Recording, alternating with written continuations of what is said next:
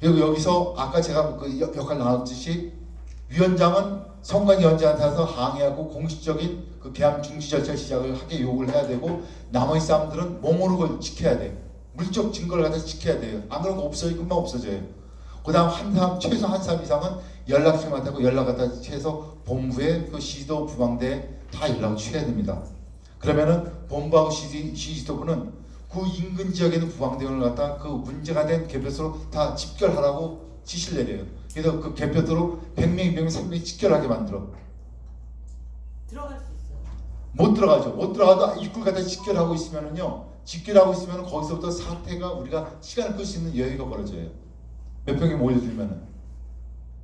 여기서 우리가 제가 다시 말씀드립니다. 우리가 끝까지 현장에서 해결하고 이길 수 없어요. 결국 우리가 집니다. 경찰 200명, 500명 투입하면 결국 우리 져요. 우리가. 그런데 우리는 목적이 뭐다?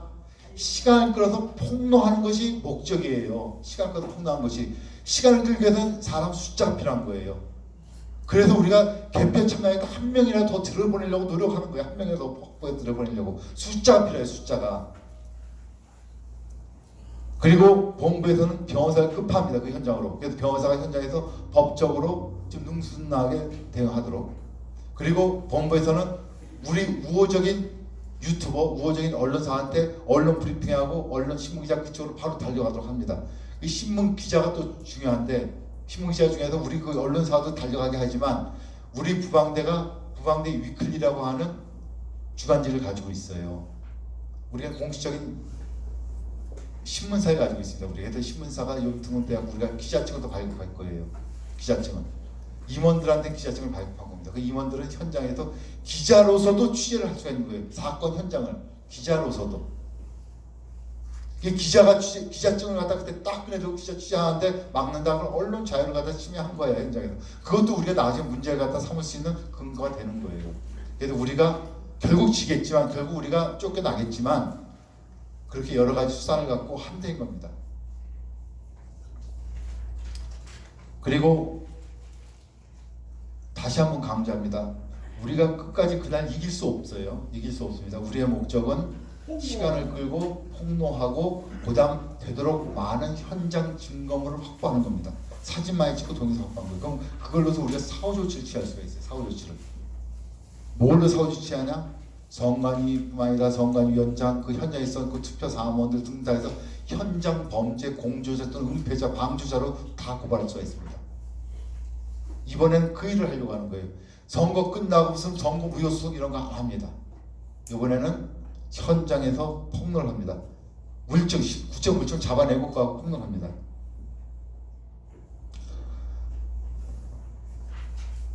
제가 이제 기대하는 거는 어느 정도 기대하고 있냐면요.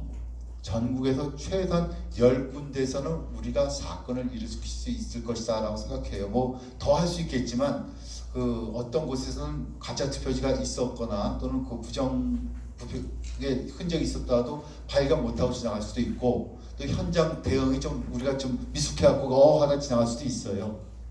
우리가 100% 성공할 수 있는 게 아니에요. 이게 작전이라고 하는 게. 그러나 최소한 전국에도 우리가 150개에서 170개 개표소를 갖다 우리가 커버하게 될 텐데, 우리가 최소한 그렇게 커버합니다. 이번에 그중에서 10군데 10% 성공할 수 있다고 하는 게 10%. 그런데 10군데 정도 이걸 잡아낸다는 게 대단한 일인 거예요. 대단한 일.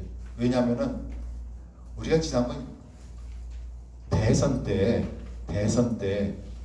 우리가 돈을 얼마 썼냐면 어마어마하게 많이 썼어요. 대선 때. 우리 부방대가 쓴 것만 해도 5억 이상을 썼고요. 5억 이상을 썼고, 가세연이라고 하는 데는 하여튼 뭐 코인팔기 뭔지 하고 거기 수십억을 모았어. 수십억 썼어요. 그래서 한 4, 50억 썼어요. 지난 대선 때. 4, 50억 써도 단 하나의 현장 증거를 발견 못했어요. 그때 4, 50억 써도. 요번엔 우리가 경제가 어렵고 사람들이 좀 그래갖고 돈이 없습니다. 돈이 없어갖고 우리가 정말 쩔쩔쩔매면서 마련해갖고 뭘 하는데, 이렇게 적은 돈 들여갖고 10군데에서 발견한다. 이건 대단한 일이에요. 그리고 10군데 발견했을 때 저는 이런 생각까지 해요. 그 발견하신 분들이 선관위하고 소송이 붙을 거라고 생각을 해요. 소송 붙을 겁니다. 그 사람은 분명히 선거 행정 방해죄로 소송할 거예요. 우리는 그 사람들 갖다가 형사고발할 거고. 그 선거법에 보면 249조가 있는데 249조 1이 뭐냐면은 투표지 위조 및 투표지 증감에 대한 범죄예요. 그 범죄 갖다가 선관위 관련자 또 종사자가 그 범죄를 저지르면은 형벌이 2배로 치릅니다. 2배. 우린 249조에 의해서 또 형사소송법에 의해서 관련자 다 고소합니다. 그래서 하여튼 그 법적인 그 싸움이 이중으로 이제 이루어질 텐데 우리는 여기에 관련된 모든 현장 그 대원들도 가지고 우리가 100% 변호사한테도 100% 변할 것이고 이분들이 나중에 벌금 나오면 벌금 우리가 100%다 대신 지불해 드립니다. 우리가 설사 져서 벌금이 나오더라도 그러면은 한 사람 벌금이 보통 한 150 정도 나올 것 같아요. 많이 나오면 150, 적게 나오면 한 50. 그럼 12명 다 해도 벌금이 2천만 원 안 나오고 변호사 비용 한 500만 줬다 치면 3천만 원이 안 납니다. 한 장소당. 만약에 10군데 우리가 했던 3억이 안 돼갖고 10군데가 다 국내한테 폭로한 거야. 이건 너무 싸게 들은 거예요, 이거. 3억이 안 돼서 10군데를 폭내고 전 국민이 다 알게 되고 나라 뒤집어졌어. 그럼 너무 싸게 먹힌 거예요, 이거는. 지난번 대선 때는 3, 40억에서 한 군데도 발견 못했어요. 그냥 우리가 자유의적에도 우리가 이렇게 열심히 했으니까 0.74% 이길 수 있는 그게 마련된 거야라고 우리 스스로 위로했지 실적으로 증거 발견 못했거든요, 우리가. 이번에는 하겠다는 겁니다. 그래서 이렇게 사후 조치도 취해간 거예요, 본부에서. 그리고 우리는 이번에 작전에 참여한 우리 개표 조원들을 갖다가 우리는 피가 섞인 혈우로서 생각합니다.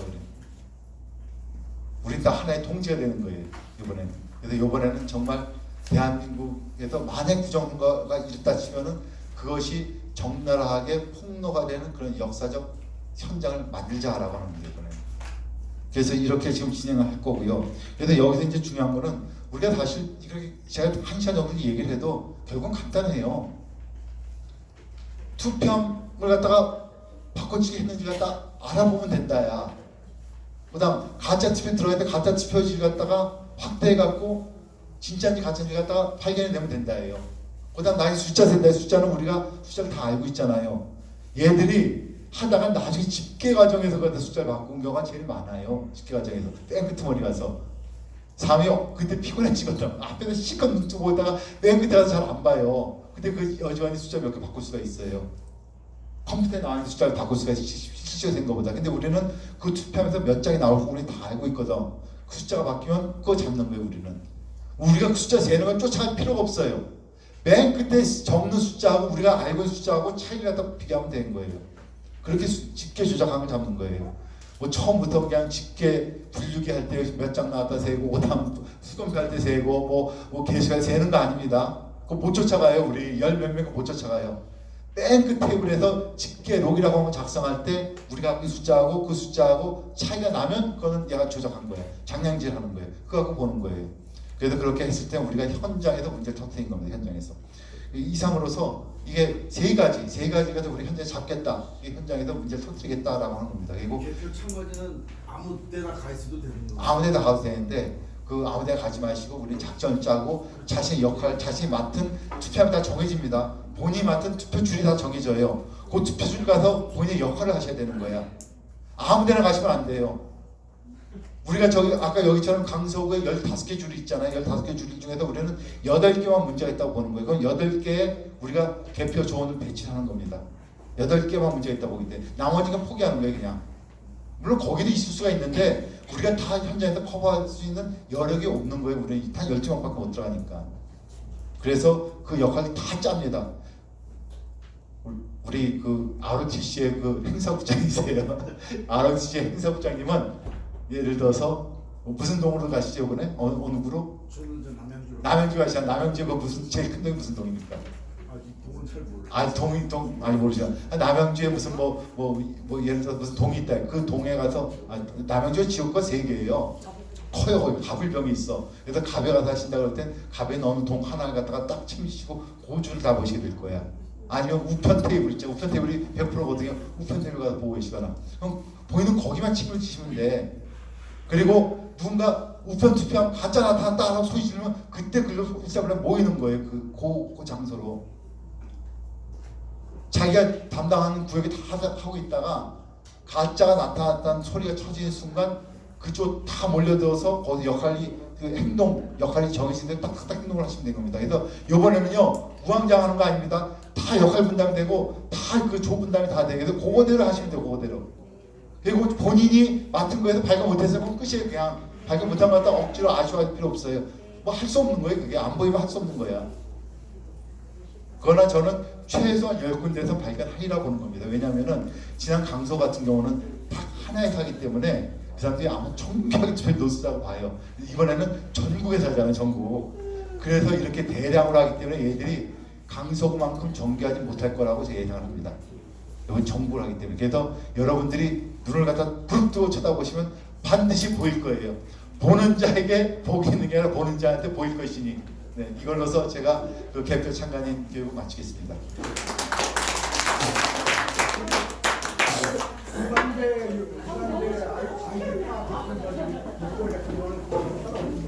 아, 참 그리고 지금 말씀하신 게 뭐냐면 부방대 목걸이 없냐고 말씀하시는데요. 우리가 참관인 들어갈 때는요, 참관인 폐찰 위에 다른 거 갖다 착용하시면 안 됩니다. 참관인 들어가실 때는요, 참관인 폐찰을 줘요. 사전투표 참관인, 당일투표 참관인, 또 개표 참관인 폐찰 줍니다. 또는 개표 관람증, 그 폐찰만 착용하셔야 돼요. 다른 거 하면 안 됩니다.